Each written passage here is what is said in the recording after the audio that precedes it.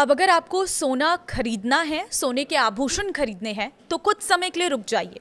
ऐसा मैं इसलिए कह रही हूं क्योंकि सोने के भाव कम होने जा रहे हैं। जी हाँ, आपने सही सुना, सोने के आभूषण खरीदना जो एक सपना बन गया था, अब वो सपना हकीकत में तब्दील होने वाला है क्योंकि सोने के भाव 15,000 तक गिर सकते हैं। नमस्कार, मैं हूं आपके साथ ममता तिवारी। आप देख रहे हैं न्यूज़ 18 का डिजिटल प्लेटफॉर्म। अब सोने के आभूषण खरीदना एक सपने जैसा हो गया था। शादी के लिए गहने खरीदना या भविष्य के लिए बचत करना मुश्किल हो गया था।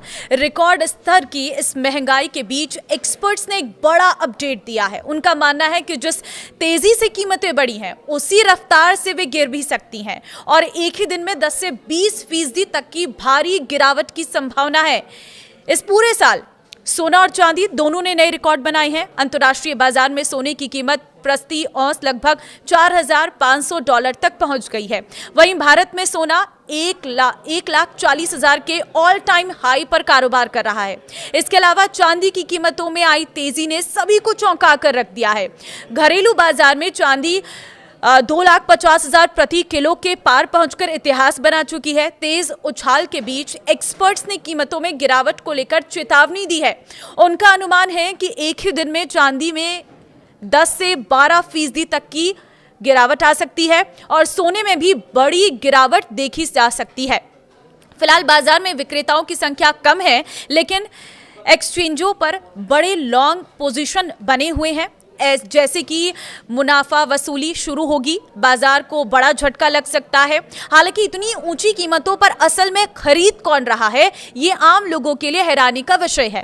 तो एक्सपर्ट्स के मुताबिक आभूषणों या फिर रोजमर्रा के इस्तेमाल के लिए सोने की खरीद घट गई है।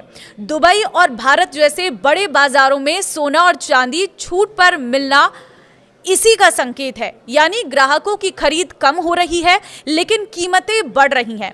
बाजार सूत्रों का कहना है कि इस तेजी की असली ताकत निवेश से आ रही है।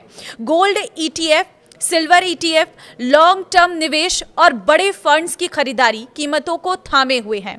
बैंक FD पर करीब 7% रिटर्न की तुलना में सोना और चांदी अधिक रिटर्न दे रहे हैं, इसलिए कई लोग अपना पैसा सोना चांदी में लगा रहे हैं। एक्सपर्ट्स ने एक ही दिशा में एक साथ चलने को जोखिम भरा बताया है। कीमतों में बढ़ोतरी का गहना उद्योग पर भी असर पड़ा है। आमतौर पर शादी और त्योहारों के मौसम में बढ़ने वाली बिक्री अब धीमी पड़ गई है। ज्वेलर्स का स्टॉक मूल्य बढ़ गया है, जिससे वर्किंग कैपिटल पर दबाव आ रहा है। पहले जो लोग 22 कैरेट सोना आराम से खरीदते थे, वे अब हल्के गहने यानी कि 18 या 14 कैरेट की ओर रुख कर रहे हैं।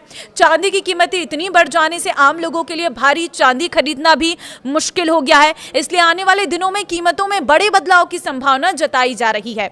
एक्सपर्ट्स का अनुमान है कि सोने की कीमत 10,000 रुपए से 15,000 रुपए तक घट सकती है, जबकि चांदी में 10 से 20% तक की गिरावट संभव है। तो लोग जो गहने खरीदने की योजना बना रहे हैं, उन्हें थोड़ा इंतजार करने की सलाह दी गई है। कीमतें कुछ कम होने से बाद में खरीदना अधिक फायदेमंद हो सकता है। निवेश के मामले में भी पूरी रकम एक साथ लगाने के बजाय किश्तों में निवेश कर जोखिम कम करने की सलाह भी दी गई है। गिरावट के कारण पहला कारण है निवेशकों की मुनाफा वसूली। ऊंचे स्तर पर पहुंचने के बाद निवेशक अपने मुनाफे को भुनाने में बुक प्रॉफिट्स के लिए बिकवाली कर रहे हैं, जिससे कीमतों पर दबाव आ रहा है। दूसरी, घटती मांग। बहुत अधिक कीमतों के कारण आम लोग और ज्वेलरी खरीदार कम हो गए हैं, जिससे बिक्री धीमी हो गई है। और तीसरा कारण, बाजार का उतार चढ़ाव। तेज उछाल के बाद बाजार में अस्थिरता बढ़ जाती है और गिरावट आ सकती है, जो कि सामान्य है। तो ये कुछ कारण हैं जिसकी वजह से सोने की कीमतों में कमी आने वाली है। तो अगर आप भी अपने लिए कुछ भी सोने का गहना खरीदने वाले हैं या फिर अगर आप स्टॉक खरीदने वाले हैं, तो थोड़ा थम जाइए। इस साल को खत्म होने दीजिए और अगले साल के कुछ दिन और इंतजार करना है और उसके बाद आप सोने की खरीदारी कर सकते हैं।